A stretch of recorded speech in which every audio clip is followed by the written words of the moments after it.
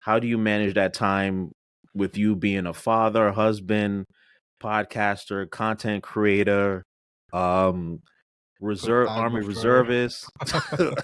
like, like, how do you manage that time? To be honest, man. Oh man, I wish the days were longer than 24 hours, honestly. 'Cause Exactly. one day is not enough.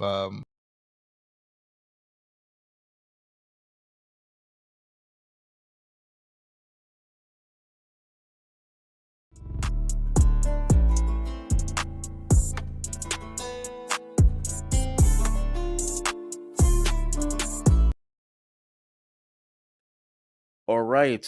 Welcome once again to another episode of the Marvin's Minority Report podcast. And I've got a good friend with me.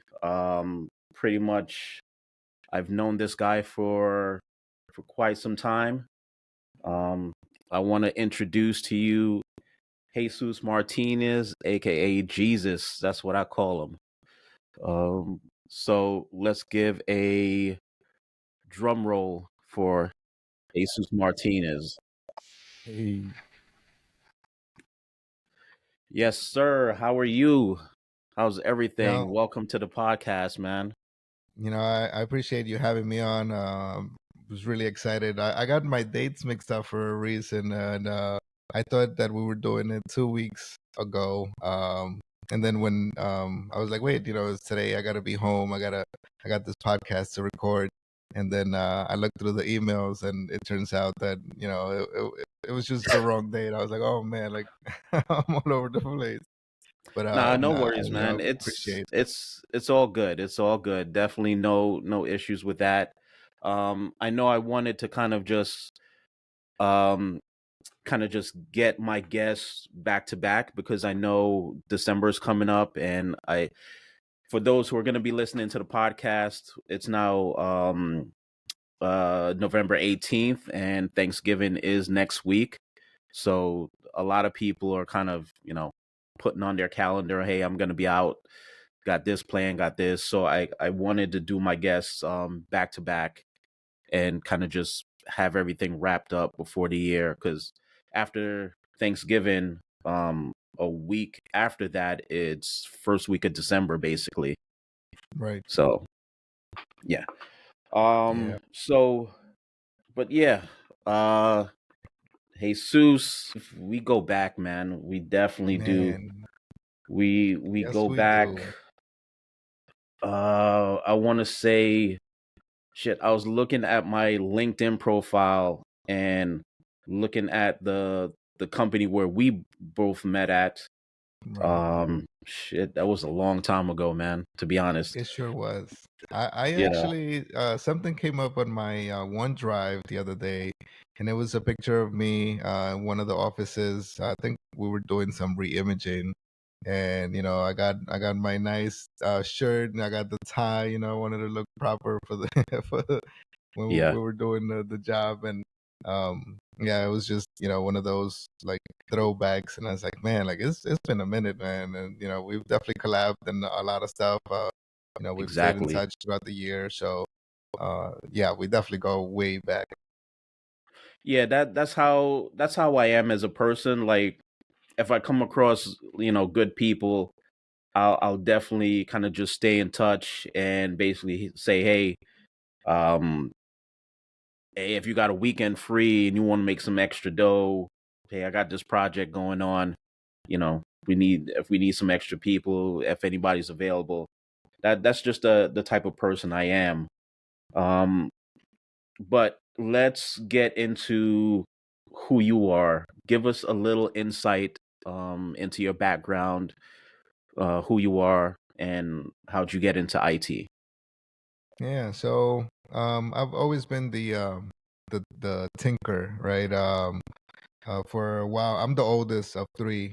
So for the first, what was it, like 9 years, it was Uh-huh. just me, right? And then just I was always curious to see how things operate. All my remote control cars or anything that had moving pieces or just something internal, I would always open it up, and trying to see how things work. When I got my first computer, it's just all command line, and it just drew me in, and ever since I've just been so passionate about technology. You know, as much as I love technology, I do have to say, and a lot of people might not agree with this, but I am an Apple person. I mean, as far as like the computers, my build desktop is a PC, right? But everything else, I just love the ecosystem. My home now is almost completely smart. I have locks, cameras, lights, TVs. Everything is an Apple system. I control literally everything from my phone, right? So I love Nice. that. I love that I can be able to do that. The other day, um, me and my wife were both out, and we needed to take the dog out. So we called one of my friends. She was able to come and take her out, but I could turn off the alarm. I could unlock the doors, let them in once they leave. Re-engage all of that, and I just love the beauty of that. And that was a pretty big uh, explanation of who I am. But yeah, technology for sure. IT has always been my passion, honestly. Definitely. I mean, I'm not. I don't hate Macs either. I mean, in the earlier days, Macs were not very. I want to say corporate friendly. Okay, Just a right, lot of things wouldn't work in a corporate environment, but definitely, Macs have come a long way. I have a Mac, to be honest. I do use an iPhone. It's pretty. Configuration is easy. Simple.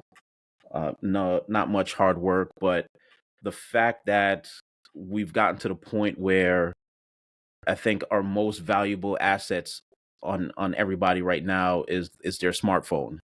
Um, yes. I know I've seen people who left their AirPods on the train, but they won't leave their iPhones on the train. They'll run back and fight to open the doors just to get their iPhone, but Oh they'll yeah, leave their AirPods on the train. right, But that's one of the good things about technology. We've gotten to the point where we value it so much, and there's nothing that will stop us from either buying the latest tech or the latest gadget. right. But that's the journey. That's what we love. It's getting better. um my place right now is kind of semi smart. I have a Okay, lot of automations. I use Google. I use not Google. I use Siri, and then I use Alexa for certain okay, things. So I look at it like this: if I'm gonna give somebody my data, let it be companies that I trust, type of thing. okay, You right, know, but definitely the goal is, I want to say, next year. My plans right now is to kind of put the down payment on the land for my house. nice. That Okay, that's what I'm putting out there in the universe. Where I tell people where I want to live, they'll say, "Why there?" But if you right, think about it, because where I want to live is pretty much Alaska. Now, okay, if you think about it, Alaska is the ideal place where you could save a lot of money. right. Land is cheap, super cheap. Mm, You have all seasons, and you have a lot of resources. So that's what I want to do. Definitely by next year is just put that down payment on the land. Then nice. I'll start figuring out how to put the house together. Right. And, when I walk up to my doorway, it just opens up automatically. It recognizes who I am, and it just opens, sets the mood, stuff like that. But Yeah, it's a work in process. But as long as you keep the goal together and stay focused, anything's possible. absolutely, So absolutely. So let's go back into history. Let's go back to, that college where you and I both met. I Right. believe I was working part-time in their IT department, and you were doing an intern, or you were pretty much mm, almost done with school. Yeah, so it was one of my capstones, and I did make good friends with what's his name? He was the network guy. Man, I forgot the professor's name, but I made friends with him, and he was also involved in like the It's a Club. And I dove into the It's a Club. I actually, one of the semesters, I became even president of the It's a Club, which is so crazy, Nice. right? From going to a member to being the president of the It's a Club. Um, but I forgot the question. Oh, so yeah, I forgot the question. Okay, no problem. So, um, tell me about like your pretty much journey into from that standpoint of the school, because I was pretty much there as a part-time. I think I just started, and then where I met you is basically they told me that you were an intern. So kind of give me your journey from that point onto the where we Yeah. both started. I sidetracked. So yeah, so I was doing intern as one of my capstone courses, Yeah, and because I was good friends with the professor, he put me in touch with the director of the IT department, and he was like, you know what, like yeah, we could definitely use extra set of hands, um, and he put me to work, and that's where I met you. We had definitely a couple of projects going on there, and that really helped me get like the fundamentals. Well, not fundamentals sort, but more of the credentials, right? Like having a school to back me up. Was I knowledgeable in IT work? Yes. Also to an extent, right? Because with school, I did do a little bit of programming. You dove into more of the networking side, how to subnet and all of that stuff, and packet tracing and all that good stuff. So it definitely helped me get my my career a better foundation in my career, and continue on my path, and loving just IT in itself. But yeah, it was good. It gave me the experience that employers also look for, and I feel from there I've just been going up. Honestly. yeah. Um, so from that starting point, I think experience is good for anybody who I talk to.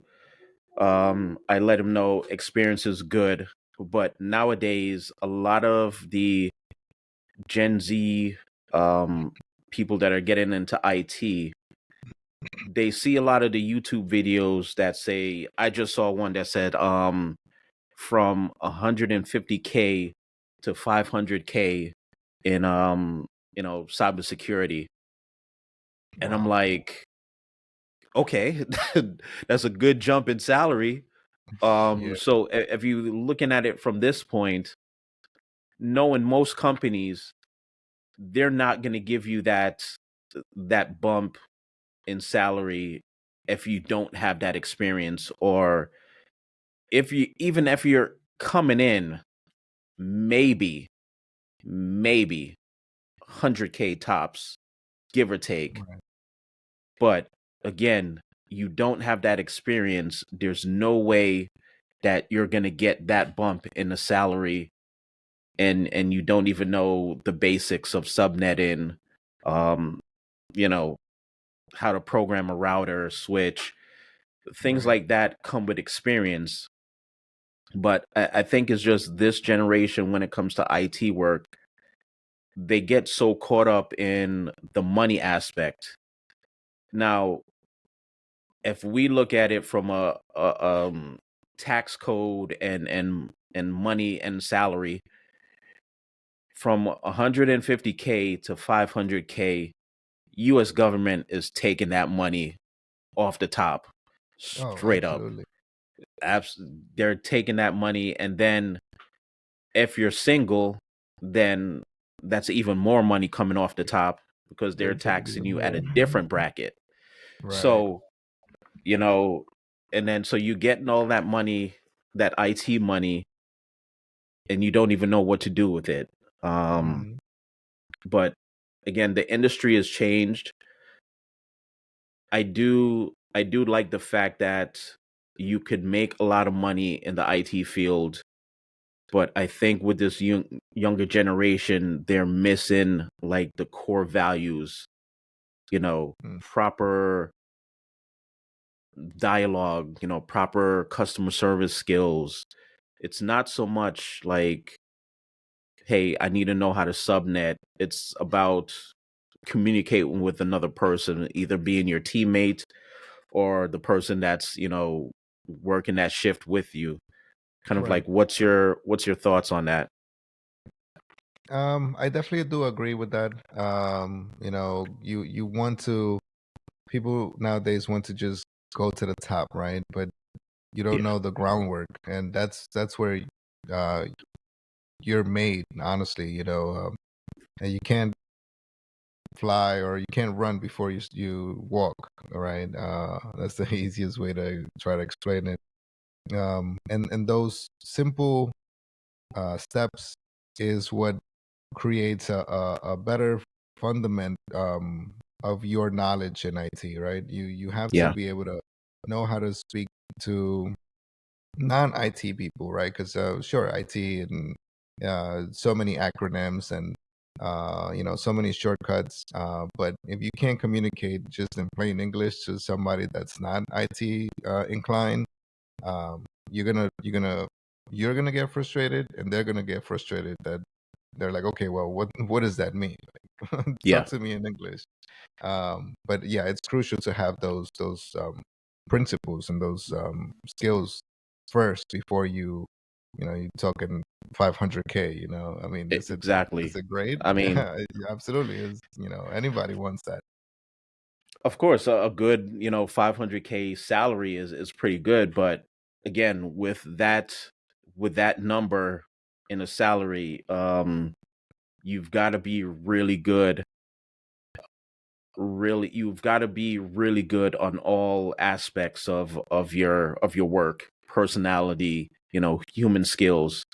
Because, like Biggie says, with more money comes more problems.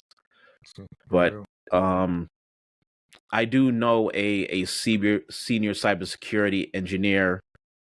I don't pretty much ask him how much he makes, but from our initial kind of conversation, he does have a good career. He works for a good company.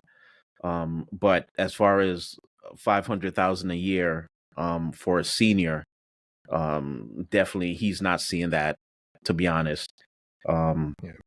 you're talking about your in the industry. You're talking about you're a CISO, chief security officer, Right.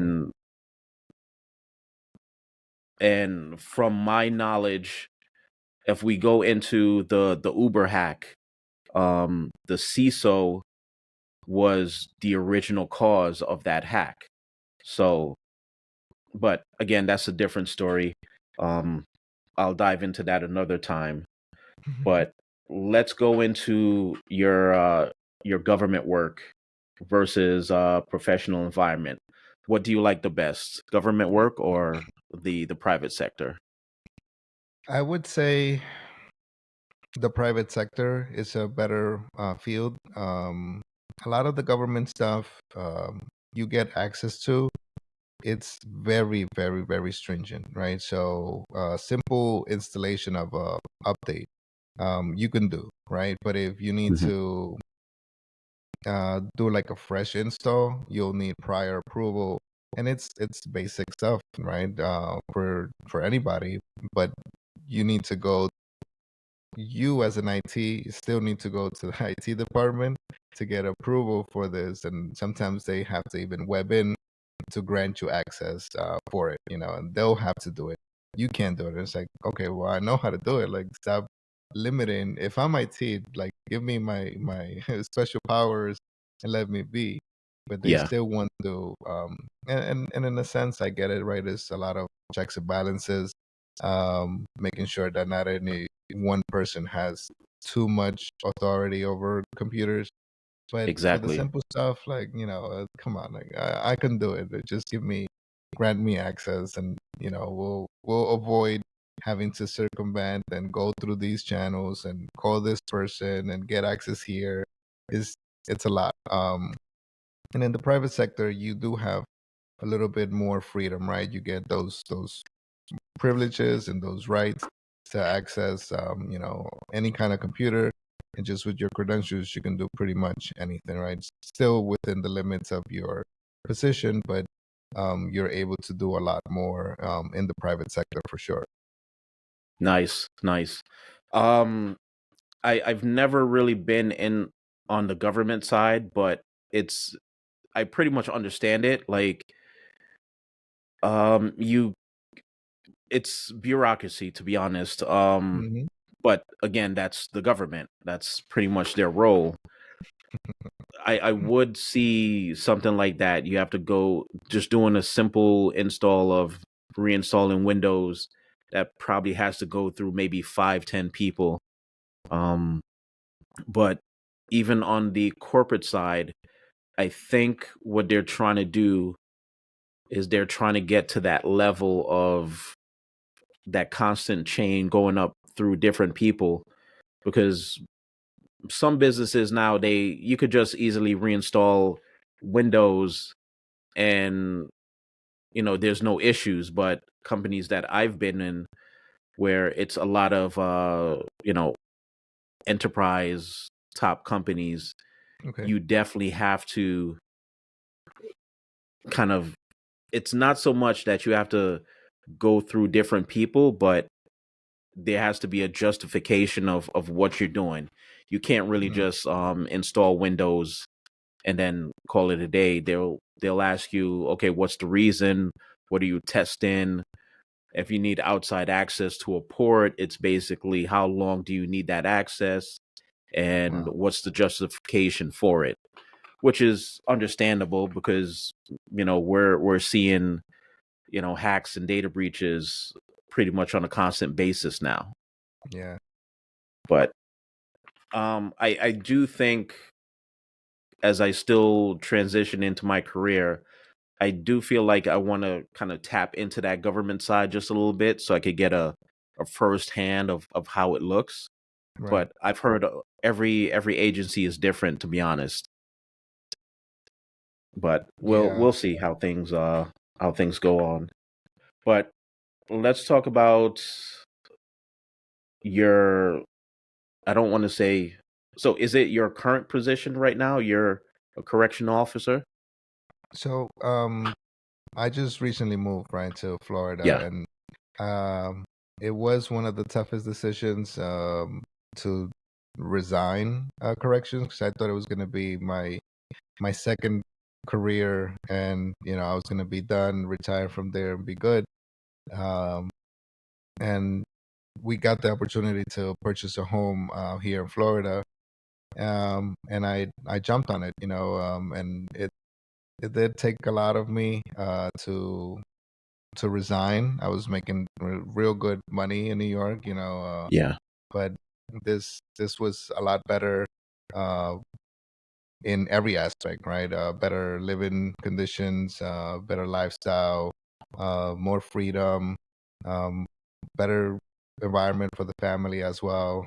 So um, you know, uh, is money important? Absolutely, but that peace of mind was more important to me, and I needed that change. So we made that change, and honestly, it's the best thing that we've done.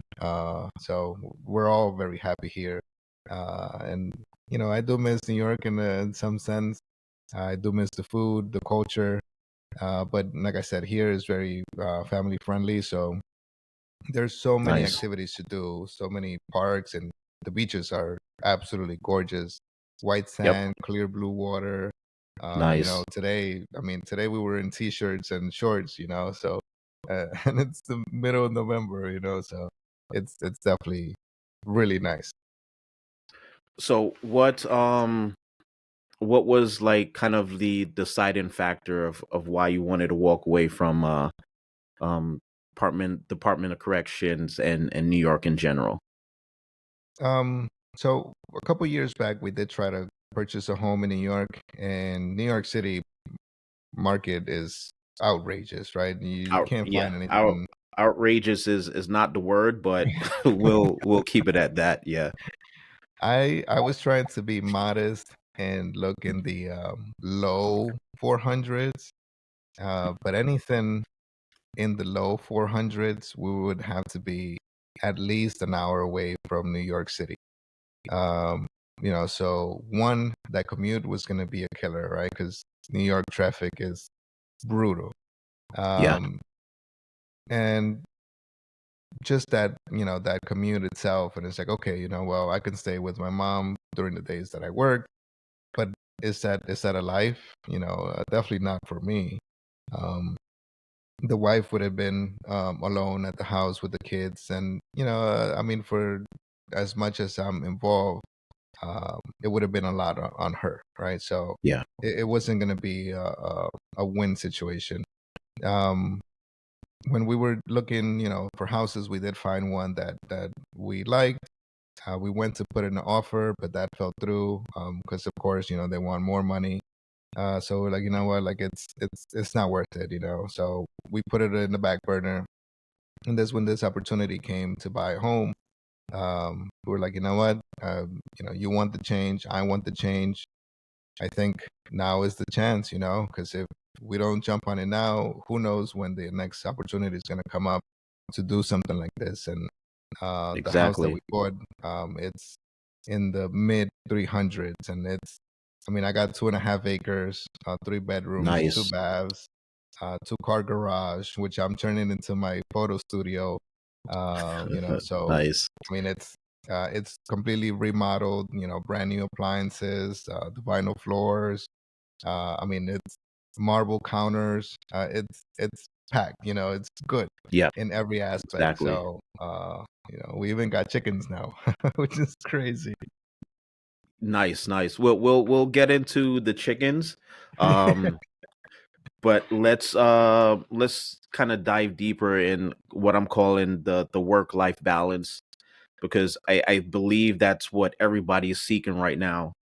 That and to be honest, it all started since the pandemic happened. A Hmm. lot of people are kind of looking for that ideal balance. It's just New York in itself is not the same anymore.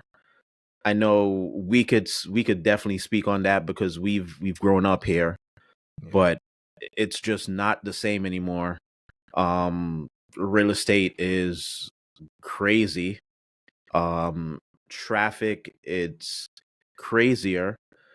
I believe the governor, what she's trying to do is tax like the lower half of Manhattan because that's where all the traffic comes in, and she's trying to put an additional tax on people who would take Uber from lower Manhattan. Wow. Um yeah, so it's just like stuff like that is ultimately is going to be pushed back on the consumer themselves, because Hmm. I mean, I've taken Uber and I've looked at like those charges. And they're not it's not a lot, to be honest, but if you look at it, it does add up. And then Oh, with that absolutely. additional tax that's going to come down from, well, if she gets her if she gets approval, that additional tax that's going to come down. So anybody that's taken a Uber from one point of Manhattan, the Upper West Side, let's say from Harlem into the lower parts of Manhattan, they're going to be taxed as soon as they enter that. There's going to be an additional charge, something like that, for the fact that they're going into that lower part of Manhattan. So, Wow. yeah, so it's just I definitely understand why you made that choice to move, because New York State in itself is just it's not what it's definitely changed. And I know for those who live in Jersey, I don't see them as saying, Jersey is the ideal place to stay or ideal place to live. It's kind of Right. like, yeah, Jersey is just like one step behind New York when it comes to the Yeah. taxes and everything. But I just believe that's what everybody's searching for right now is just that work life balance. I know for me, I'm looking for something where it's pretty much, half and half. I'll hopefully go into the office like maybe once a month, but Okay. regardless, majority of the time is basically I'm working from home because Right. I kind of just like that feeling. I could get up, hit the gym, start my day early, not worrying about taking a train into Manhattan and dealing with all that shenanigans on the train. So Hmm. I've seen a lot of stuff since the pandemic started and since it ended. And to be honest, New York is not getting better. And No. that's pretty much just it. It's not getting better. So Yeah.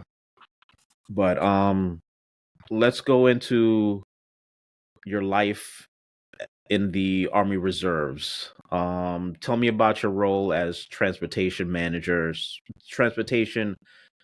supervisor. The unit that I'm in primarily works with the ports. So all the big vessels that that you can see them carrying a whole bunch of containers. Nice, That's primarily what we deal with, right? So if you were to lay down this vessel or stand it up, I mean erect it, it would be as big as like the Empire State Building. That's how huge these things are, right? And nice. Okay, so this last mission, I was in Texas, and we moved all the armor overseas. So all the tanks, all the, like Chinooks, Black Hawks, they go on the vessel and they go overseas. That's what my unit does. But because I know IT and I've been around it so much, I'm the designated IT person, right? So setting up the computers, making sure that the internet is working, making sure that everybody has a proper connection. If there's any issues like launching, applications or whatever, I'm the one that troubleshoots them to the best that I can, right? With the limitation. yep, Um, I do the photography, so I'm in charge of making sure that on the Facebook page we look good, and just promoting that, hey, we're here. Uh, Actually, 2 years ago, no, 3 years, 3 years ago, right before the pandemic, we had a mission out in Hawaii, and it's, I mean, 2 weeks, right? Paid vacation to nice, Hawaii, pretty much. So, and the same thing, right? We work at the vessel. Um, During that time, there was a delay in the vessel to arrive. So, we worked, what was it, 3 full days we worked. So when we work, we do 24-hour operations, right? So split up into two shifts, and we worked 3 full days. The vessel got delayed, and it got pushed by like a whole week. So what did we do for 2 weeks? We just went to the beach and hang out, right? It was amazing in Hawaii. hey Um, man, you can't beat that. no, definitely can't beat it. Plus we're getting paid. Plus still corrections. I was still in corrections, so I was still getting my paycheck from corrections. It was fantastic, great time. Nice, But it's definitely allowed me to travel a lot. I've been to so many states. I've been to Germany. During the pandemic, I was in Germany, which kind of sucked because we didn't get to travel as much. It's yep, Germany. Do the whole Euro trip type thing. But unfortunately, everything got locked down, so we weren't really able to travel that much. But I mean, it's been great. I've dedicated 20 years to it, and it comes with like everything else. Some days you love it, some days you hate it. But it's been good to me, honestly. And I recently signed up for my we call it indefinite contract. Yeah. where you don't really have an end date. Your end date is, I think, it's 62 when they like force you out. That's my end date now. So Okay. um, it's been that good that I'm like, you know what, I still feel pretty young, pretty able, so I'm gonna continue to do it and see where it takes me. Nice. I mean, um, I want to touch base, just get into the state of the armed forces just for a little bit. Um, from what I've seen, there's been a quite a few changes within the armed forces. I think some change is for the best. Like one change that I like that I've heard of is they're now relaxed with the hair policy, which is which is somewhat decent because corporate is pretty much doing the same thing. Right. And to be honest, you shouldn't really discriminate anybody or force anybody to kind of change their hair or what it is. Um, I was listening to your podcast for a little bit, and you touch based on the fact that you can now have tattoos on your hand, and which is True. I thought, yeah, I thought, like, why is that such a thing to kind of, you know be restricted of? Because if we look at the Navy and we look at the Marines, those guys are known for the tattoos. Right. It's kind of like, the trademark. But I wanted to also talk about the physical requirements, because I think now it's changed. Hmm. It's not so really the word I'm looking for. It's the bar has dropped. That, in my opinion. What's your thoughts on that? So our new, it's called the Army Physical Training or Army. Oh man, I think, what, it's PT the standard, or ACFT. So it okay. went more combat related, right? So Yeah. before it used to just be push-ups, sit-ups, and a 2 mile run. So they wanted to make it more functional, and more combat related.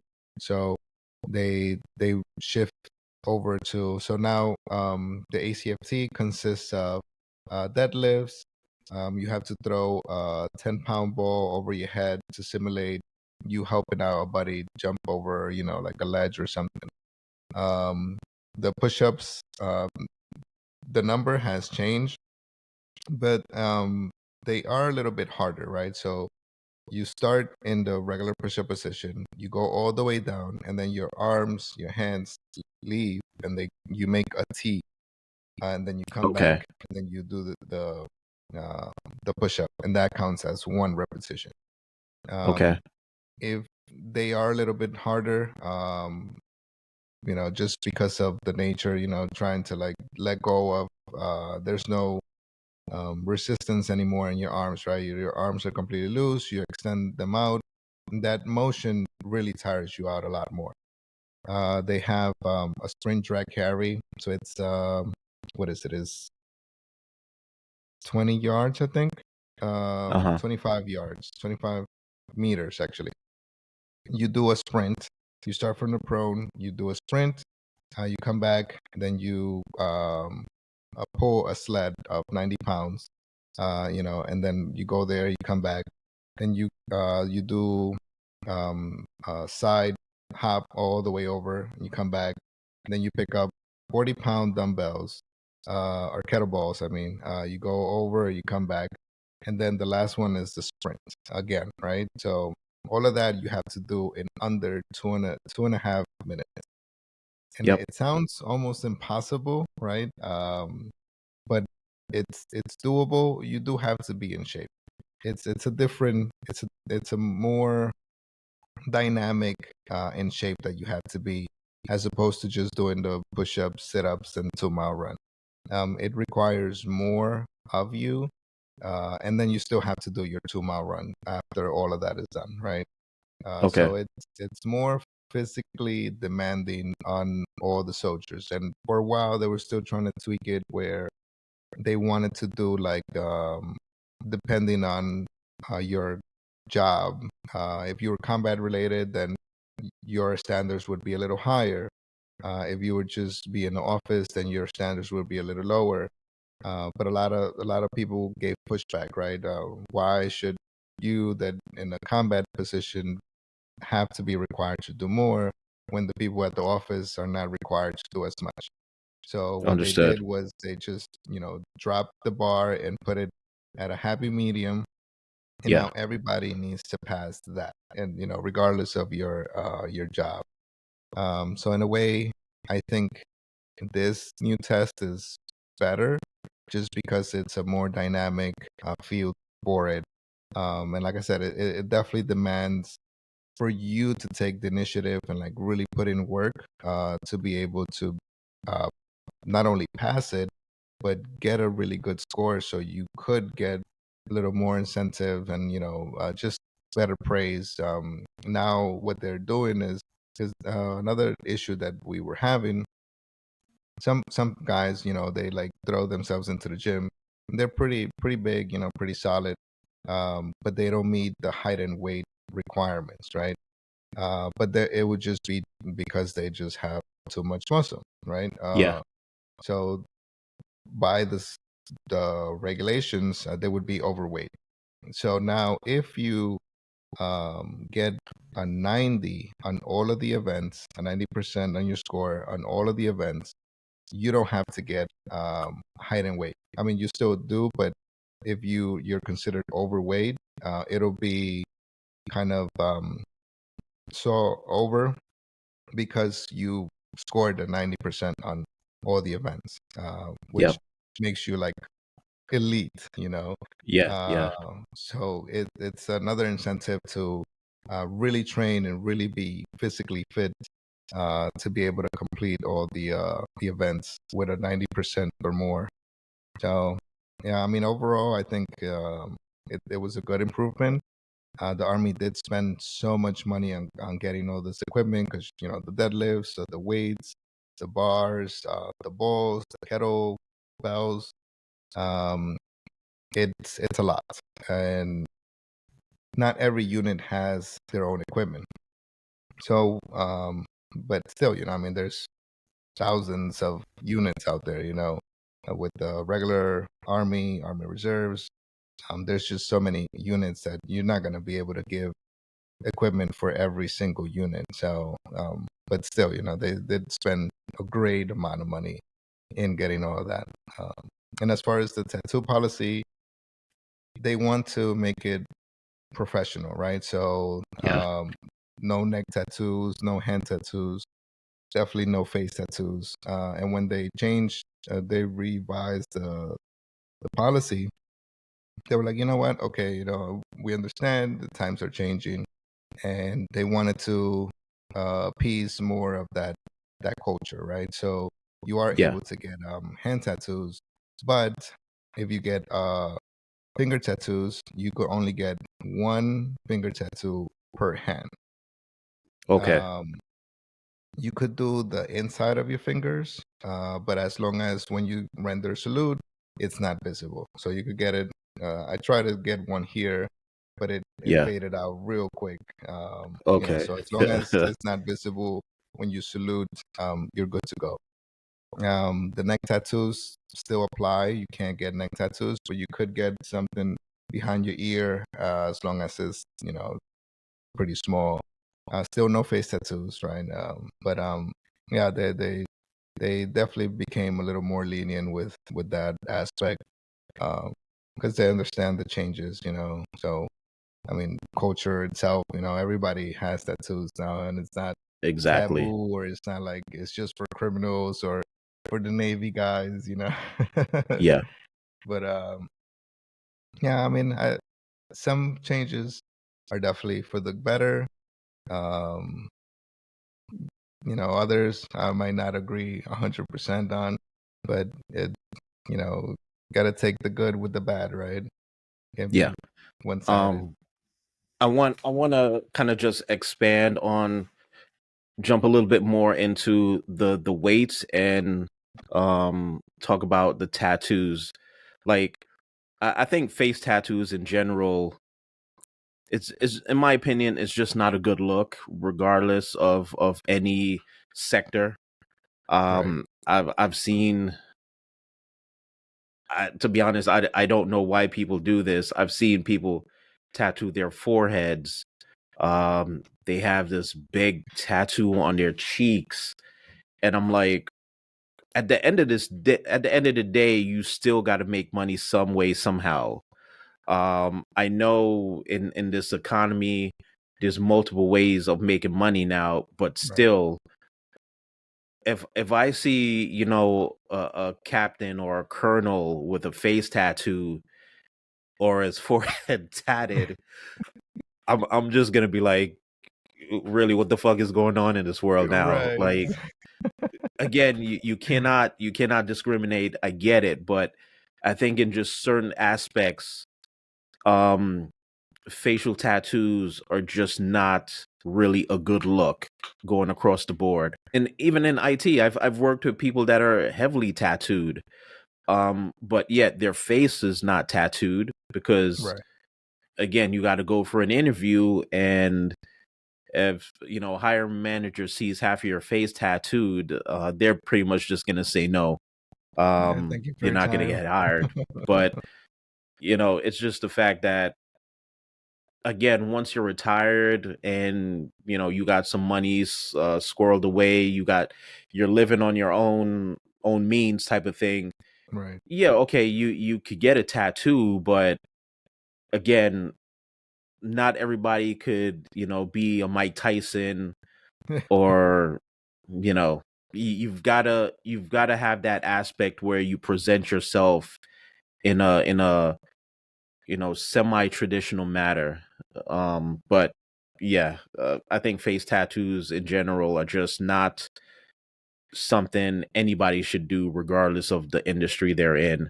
Absolutely. Yeah, I'm cool with having your whole body tattooed, you got your sleeves, whatever, but it's just something about that face when you come across somebody that has their face tattooed. I don't know, for some reason it's just not, stuff like that doesn't click with me. Yeah. Um So it's funny you mentioned that. So in the position that I'm at now, I'm a operations manager, right, for audio video company. And yeah. I mean, my both my sleeves are done. As you can see here, a little bit. My chest is done, and I do have a couple of finger tattoos.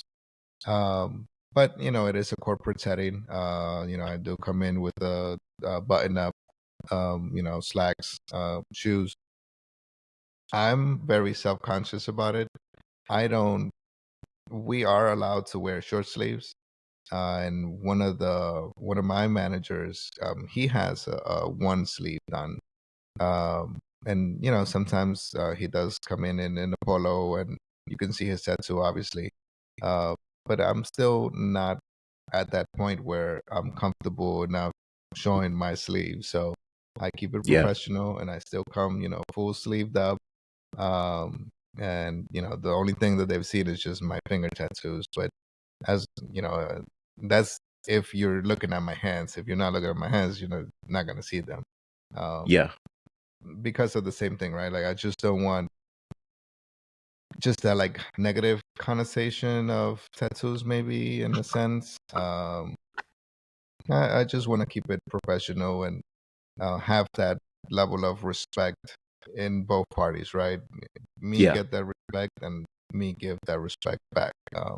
So I definitely do maintain my full sleeves, even if it's hot that day. I still, keep my sleeve. um I mean, it all depends on, to be honest, the corporate environment that you're in. um but again, it's just nowadays everybody has tattoos. Even I know some executives that have full sleeves. But again, it depends on the nature of the job and Hmm. the corporate environment that you're in. So it's I think when it comes to the armed forces, the mindset is that yeah, I see that they're changing. Every sector, every aspect of the world has to kind of change with the times.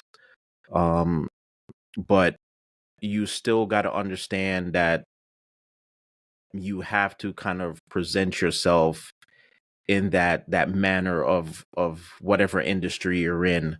You Right. know, I've like I wouldn't be upset if I see a captain with a full sleeve or a colonel with a full sleeve. It's the times. But I would look at it different if, half his face is tattooed or all of his face is tattooed. I don't I don't think Uncle Sam in itself would like stuff like that. Right. But I look at it like you have to kind of adjust the standard to suit the times, which is fine. Everybody has to do that. Um, but it also comes down to the environment that you're in.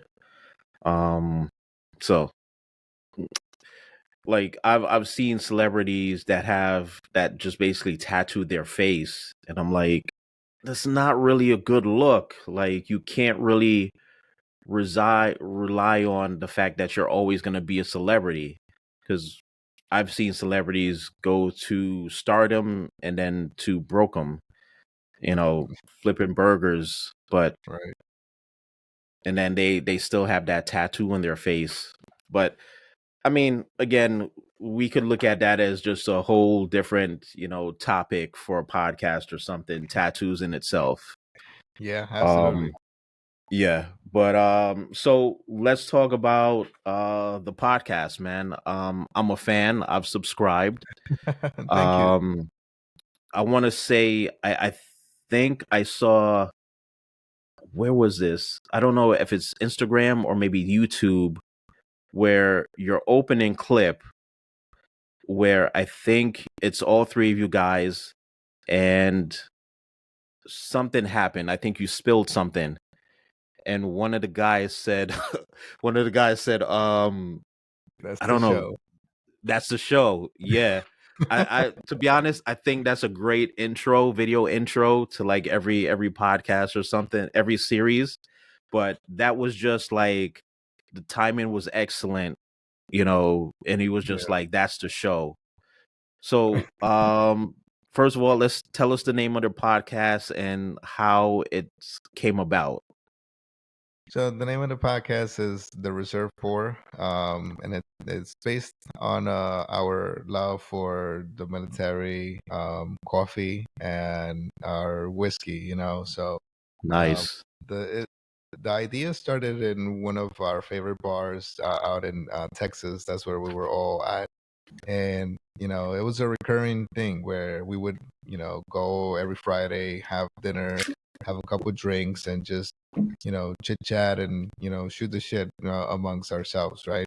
But our topics are so wide, and it was a variety of topics, and it would just each person brings their own take on things, right? So we would yeah, argue on some stuff, we would disagree on another, and but our topics were pretty pretty broad, and pretty engaging. And sometimes we got really cool with the waitress, right? And she would always take care of us.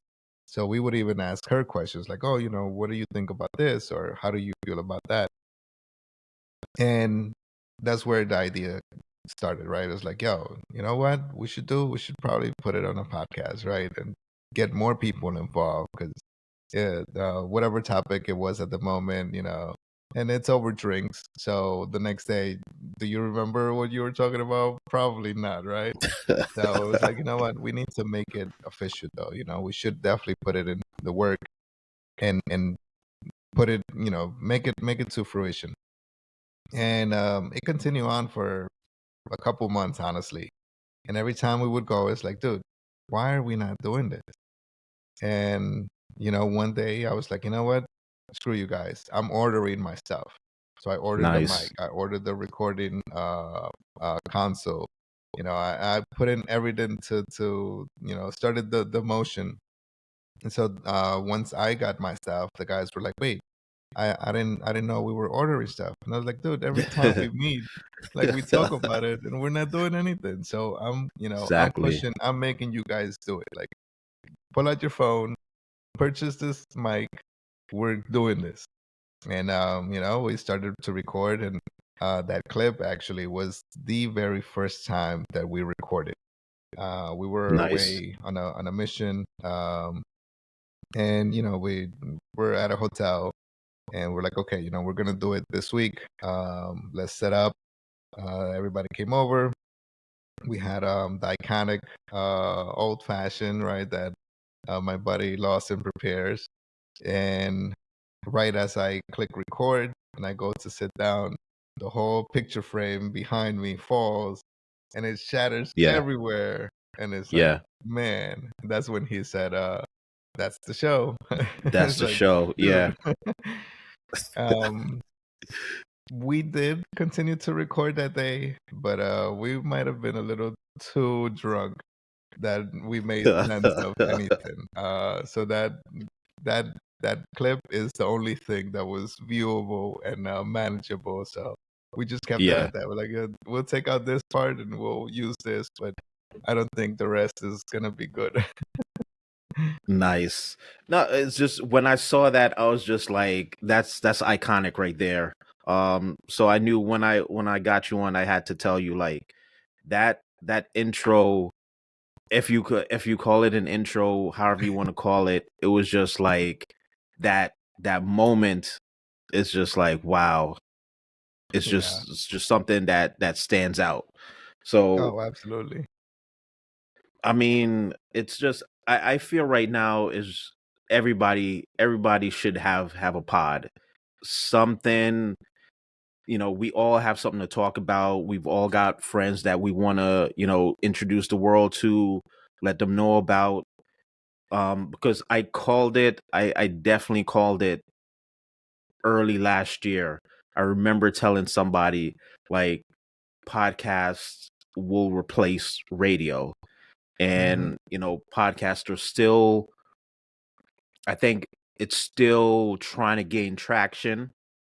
um a lot of good podcasters out there, but I think it's just the fact that a lot of celebrities, when they come into a certain space that they don't really understand about, their celebrity hood just comes over into that industry and just kind of blows it out of proportion.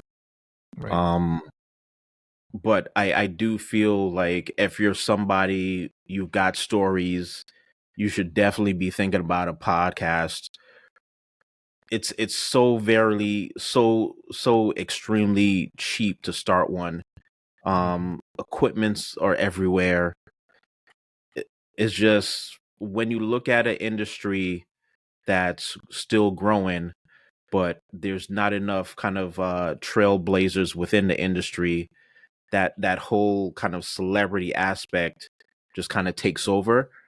Right. Like I look at it the same thing with what's going on YouTube. I'm not against any celebrity coming on to the YouTube platform. I'm just looking at it like this, like what are you bringing to the platform besides being a celebrity? You know what I mean? Like if it's your story, that's fine, but bring the story. Don't bring the fact that you're a celebrity on a platform and then that overshadows the other creators, you Right. know? Um but yeah, it was just like I looked at it when I looked at podcasting from my side. I said, okay, I'm a black man who's been in the IT industry for years.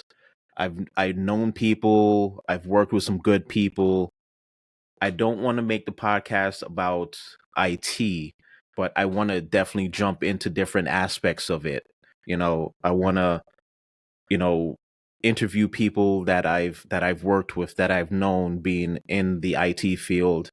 My last episode, I interviewed an actress who worked with me at a past company, um that she was basically in that same IT room with me. Okay. So again, people that I've interacted with in life, Right.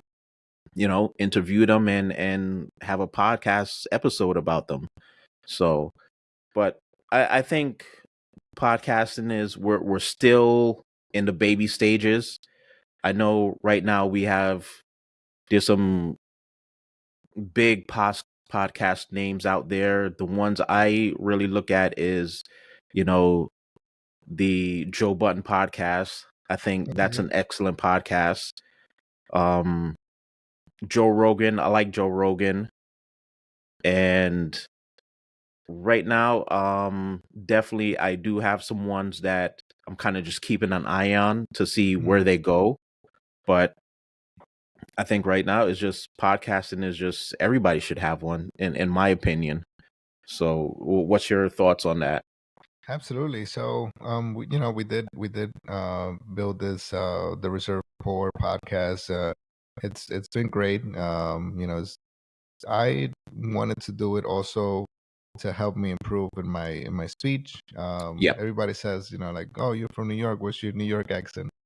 And I think a New York accent would be more like a hood accent, right? Like that's how I consider the New York accent, right? Like, I mean, I still have the attitude, the New York attitude, right? I still don't care for most of the things, um, but just to improve that interpersonal skills, my speech, my vocabulary, yep, the ums, right? I want to get rid of those, and this is the best platform to do it. Honestly, it gets you into that setting, and it exposes you to like in this situation, right? It's kind of an interview setting, just like conversation, but it engages your creativity, your speech, your stories, just like you were saying, e- right? Everybody has exactly, their stories, and everybody's story is important. And just like to piggyback off what you say, everybody should have a podcast, right? Everybody has similar interests, but it's not the same story for every single person, right? The way exactly, that you see things, the way that you perceive things, the way that you just go about your day is not it's not the same for the next person. I do have one in the works. It's gonna be a solo podcast. I will have guests, but it's still in the baby stages where I'm trying to gather my ideas. I'm trying to gather 10 episode ideas before I launch, just nice. so I can know where it's going, who I'm gonna have, who I'm gonna interview, or the topics that I'm gonna be talking about. And just like you, right? Yeah, I am in the reserves. I did a little bit of law enforcement. But where do I want this to go? What story do I want to share? Um, and I'm leaning more towards the dad side, Okay, but in part, like my creative my creative side too, right? And just like you were saying, that work life balance. yep, But in this situation, it would be my creative balance and that balance, right? Because I'm very involved with my kids, right? I go to their baseball games. I take them to, I participate in school events that they may have, that they're doing something in. I do show up and, I the best thing that I like to do is, when they come to the room, tuck them in. It's just one of those things that I find so much joy in doing every day, right? yeah, When I am here, right? Because when I'm gone, then it's a little hard for me to do that, right? From either another state or overseas or wherever I'm at. yeah, So um, I do also encourage everybody to have a podcast. And just like you were saying, it's not expensive, right? All you really need is exactly. just a good microphone and an interface to use your phone, and I mean that's pretty much it. That all you That's need, it, man. you know. I mean, you could go fancy, right, and have a camera and lights and all of this stuff, but I mean, is it necessary? Not really. No, no. I mean, another reason why I just chose to kind of like do the podcasting, YouTube in somebody famous actually said this once. I think it's Patrick Bet David.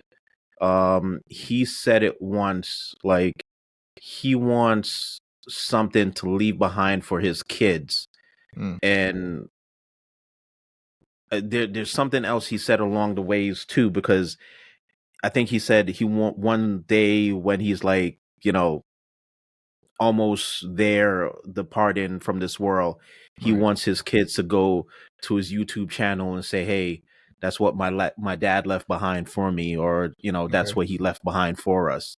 So again, nothing is always guaranteed, but if you look at it as I want to leave something extra behind, so one day where I do have kids, they could just go on to the YouTube channel and they'll say, "Hey, tell me more about that episode. Who's that guy?" type of thing. Right. Man. You Yeah. want to look at it, yeah. You want to look at it as you're not just leaving, something money behind, something of value. You want to leave that extra on top of it. Right. So there's I do the podcasting and the YouTube not for the whole fame, but for the whole legacy I want to leave behind, if that makes sense. But Absolutely. yeah, definitely, it's just and podcasting can help you with you know the proper dialogue and how to have good one-on-one conversations, Right. because a lot of things I've seen, or a lot of things I've witnessed, is it just takes a good conversation to kind of just get your foot in the door type of thing, Oh, you know? absolutely. So it's not so much the money, it's just good conversation, to be honest. Um but it's just I see so many people with just some good stories, and I'm like, "Hey, why don't you just start a pod?" Or, "Hey, why don't you just take that time to kind of take that initial first step into creating something different, Hmm. you know?" But it doesn't, to be honest, it doesn't even take a lot. And I'm gonna, like, after the show, once we're done recording, I'm gonna kind of share what my next steps for the pod should be, in Okay. my opinion. But as far as when it comes to me, but um I definitely want to take this somewhere big. I don't know where it's gonna go, but as long as I kind of maintain that course, find somebody new to interview. That's If you're on LinkedIn, you could definitely find people. It Oh, absolutely. that's the place where you could definitely find people. So A lot of people have been saying LinkedIn is the new or the next big thing, right? yeah, Um, and that's where I'm headed. of I've been course, of course. revisit my LinkedIn and fix that up. I still have a couple more things to add, but yeah, I just like you're saying, honestly, I do want to take this bigger, right? Bigger than me, and not for the fame either, but definitely to improve me and improve my uh just have my goals, honestly. Yeah. But yeah, it's also fun, honestly, to just have this whole setup. Exactly, exactly. Definitely. That's one of the thing. It's fun. Like you're bringing people that and you're just having, like, some genuine, good, deep conversations, and that's fun to me. So, um, but so with Reservist Poor, how do you one of the things I come across is just like managing that time, man. How do you manage that time with you being a father, husband, podcaster, content creator, um, army Photographer. reservist? like, how do you manage that time? To be honest, man. Oh man, I wish the days were longer than 24 hours, honestly. 'Cause Exactly. one day is not enough. Just Thursday, I had off from work, right? But I stayed home. I redid my desk. Reset up my camera, the lights, the microphone, and all of that. And my day just went. I got up this usual time that I get up to go to work. But just doing small things here and there. My day was gone. The kids came from school, and now it's their time. So now make sure that they do their homework, feed them, hang out with them. My son, he's in t-ball, so he likes to go outside and to the yard and play some catch just so he can improve his skills, Yeah. which I love, right? And I encourage Yep. that because he's improving on his passion right now, right? He absolutely loves t-ball. So just to encourage him even more is like, yeah, buddy, let's go outside. Yeah, I'll throw the ball with you. It's tough to have that balance, and I feel like at times I'm involved in too many things. It's just, I mean, just the list that you mentioned, right? Dad, Yeah. podcaster, photographer, and the Yep. reserves, all of this stuff, and plus work, and the misses as well. It is a lot, and it could be overwhelming in some instances, but you just have to make that time. When I'm home, work is not on my radar, right? I might Yeah. get an email here and there, but uh, it can wait till tomorrow when I'm in the office, and I'll take care of it, right? Especially the Yep. position that I'm in right now, things that do not have to be done right this instant. I get emails from the army as well, right? So if it's one of my soldiers asking a question, I do address that right away, right? And I got to take care of the troops first, right? So, Yep. I'll respond real quick to that. And that's real quick. It's a text message. It's even if it is an email, just a real quick reply. Put it right back down, and then continue on to where I was doing, whatever it was. But it's you do have to time manage, right? If Yep. you build the schedule, it you have to stick to that schedule, right? Okay, you're Yep. still gonna get up at 6 a.m. whenever that's your usual wake up time. Your day off should be no different, right? So you still wake up at that time. If you're gonna work out, you do your workout. Attend to the kids. Once the kids leave for school, then it's a little bit of my time, right? So okay, so what Yep. project do I have today that I need to tackle that I've been putting off or whatever? But you do have to have a schedule and just try to be self-disciplined into just keeping to that task. And I mean, I've used it so many times, right? But your schedule, it has to be Exactly. on the schedule to be able to manage everything accordingly. Everybody deserves their own dedicated time, just like I need my own dedicated time too, right? So sometimes in the weekends, it's like, what? Next weekend, whatever date it is, I'm gonna take the bike and I'm gonna go out with the guys, and it's probably gonna be half the day. So I'll make no plans with the family for that weekend. This way, I can have my time, and they can have their time, away from me as well. So Yeah. Yeah. So let's talk about, because I was listening to one of the episodes. I don't remember which one, and um, one of your guys was just like, so I see you're buying an Arsenal. What's going on there?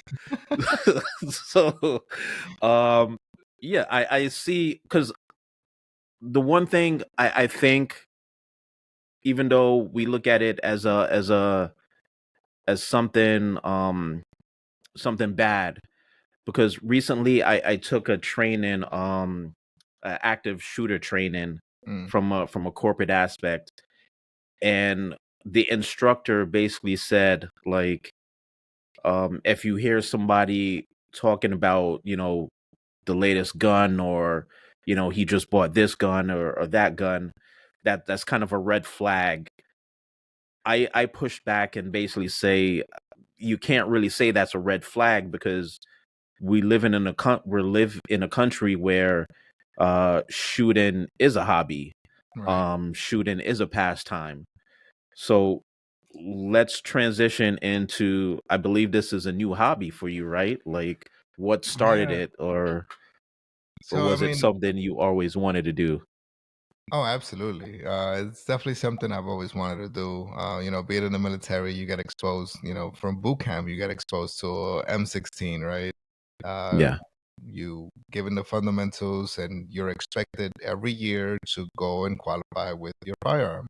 So, um, from the very first time that I shot that gun, I was like, man, this is fun, right? And Yeah.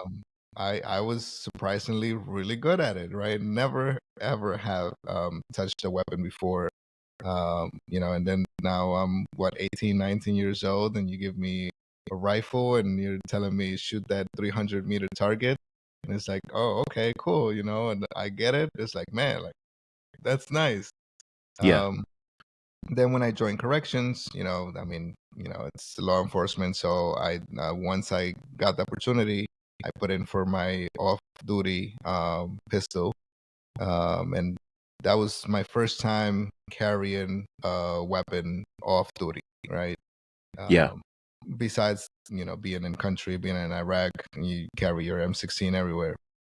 But that was the first time as a civilian, or in a law enforcement capability, to carry a firearm, in my person in New York City, right? Out of all places in New York City. So it it was a little bit of a learning curve. At first I was very nervous on carrying one in the chamber. Yep.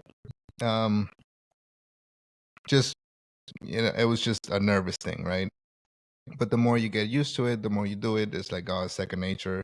I mean, it's fully loaded at all times, but just you personally, you have that in the back of your head at the beginning, right? And it's just a stepping stone that everybody that tries to carry or begins to carry conceal, experiences it.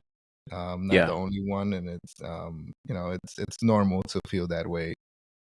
But now that I moved to Florida, I mean, Florida, it's big on Second Amendment, and everybody pretty much, Stand your ground, and yeah, yeah, definitely.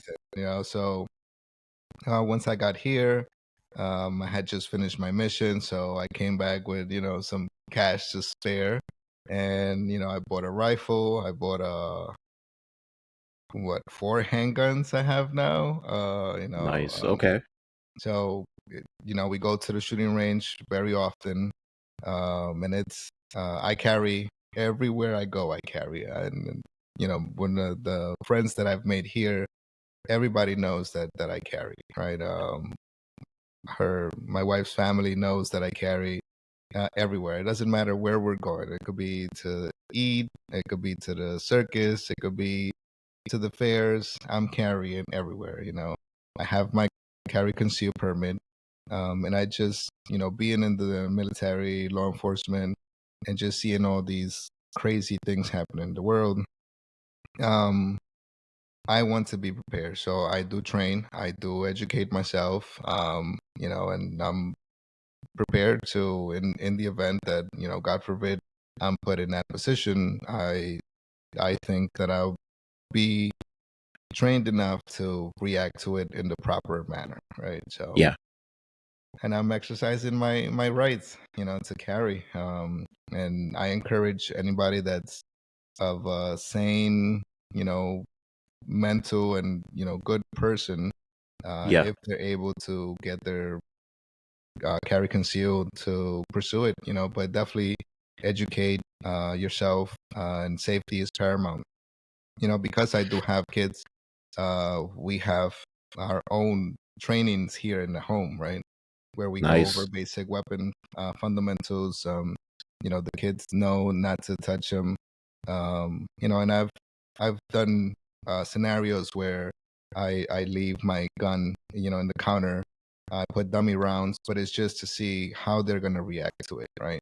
Um, Exactly. and me and the wife know that it's a training scenario. It's not just me being negligent and leaving my gun anywhere.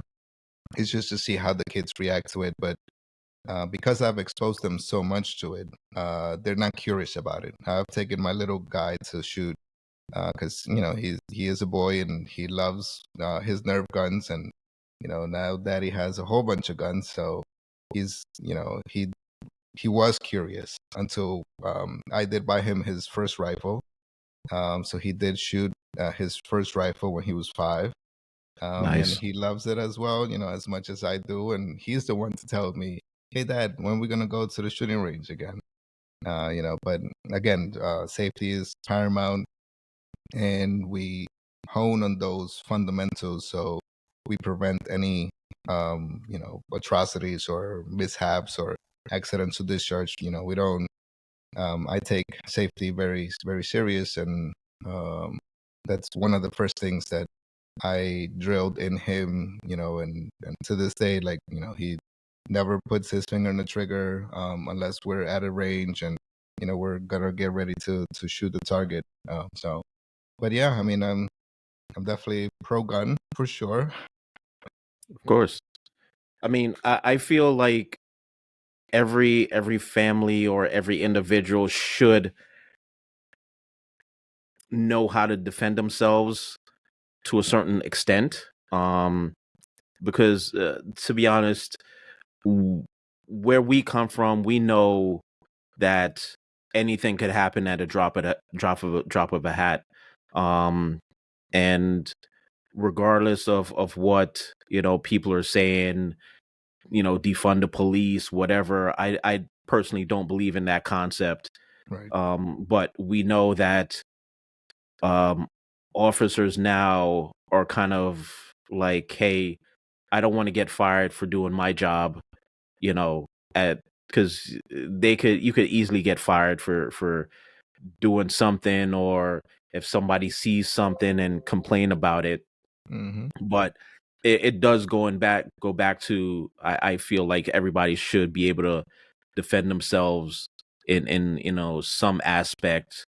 um Shooting is a good thing. I think I'm probably going to get into shooting, not just because of the aspect of, oh, I could carry, or whatever. No, it looks fun. I want to get into it, and just having that general knowledge about um gun safety and things like that, it's definitely a good thing to get into. So yeah, I believe I gotta see when I have some time. I want to definitely go out to the range and start getting that safety on, getting my John Wick on, basically. but um, but no, living in Florida, and in any densely populated city now, safety has to be at the top of everybody's itinerary. Absolutely. I also did OSHA training recently, and the person who taught the training, he was one of the first responders on 9/11. Wow. And basically his mindset is, regardless of where you go, always know where the exits are, and Yeah. not just the exit that you came in, not the exit entrance you came into. When you walk into a place, identify the second exit, identify the third exit, and just make sure that wherever you go, the aspect is to get back home every day. So Yeah. stuff like that, does resonate heavy. Seeing that the world that we live in is basically changing, not for the best, Right. but safety is important. Yeah. I Um, always say, sure, there's police officers, but you are your first responder, right?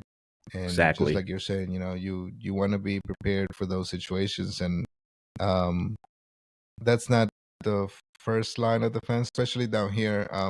OC spray is, you can carry the same as with like brass knuckles or firearm if you choose to. Just a handgun for my wife, but I also purchased a OC spray for her.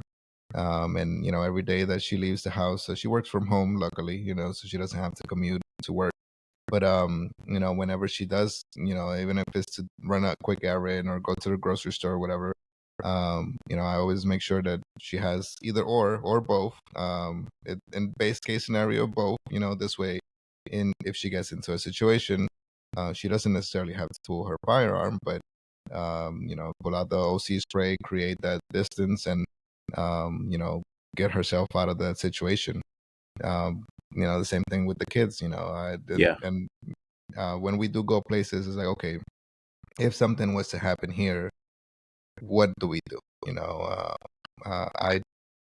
I've been working on a home drill to where the kids would know, like, okay, if something happens, I mean, we do have an alarm system, right? So that's my first line of defense. But in all of that fails and somebody breaks in, they're gonna meet my 10 millimeter that's sitting by my bedside, and it's not gonna be pretty. exactly.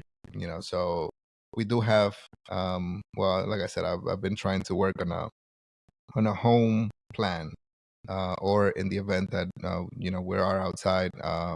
Both my kids have Apple Watches, and I've Yep, told them, if, in the event that we get separated and we get, you don't see me anymore. Uh, One, you can find an adult.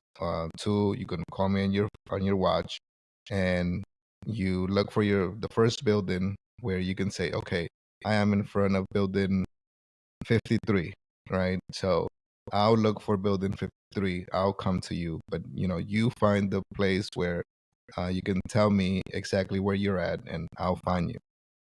Plus, it's Apple Watch, so they have their location. But we do have plan contingencies and stuff in place where we do go through those scenarios because anything can happen. They don't go far away from us, but just to have them prepared in worst case scenario, right? So exactly. it's very important. Definitely, definitely. So I definitely want to say, we got to do like maybe a part two, or we'll schedule for you to come back on the podcast, and we'll follow up. But definitely this was fun. Um, so where can they find you? So right now, just like I mentioned earlier, I am trying to build up a new personal brand. So right now you can find me at JesusMartinez.com, and that's spelled Heyzus Martinez. You could follow us, the Reserve Poor podcast. It's all on all the major platforms. And my Instagram is also Jesus Martinez. So if you have any questions, comments, definitely shoot me an email, DM, whatever it is. Yeah. I'm gonna add like all your information in in the show notes, so they could definitely easily find you. But Jesus, this was definitely a good episode, man. We gotta come back and do another one. We'll carve out some time, maybe sometime next year, and we'll do another episode and talk about something good. But Absolutely, man. I really appreciate yeah, you having me on. Honestly, it's been great. yeah, not a problem, man. It's been great having you. Definitely, long time coming, and we'll definitely do this again. Yes, sir. All right. So I'm gonna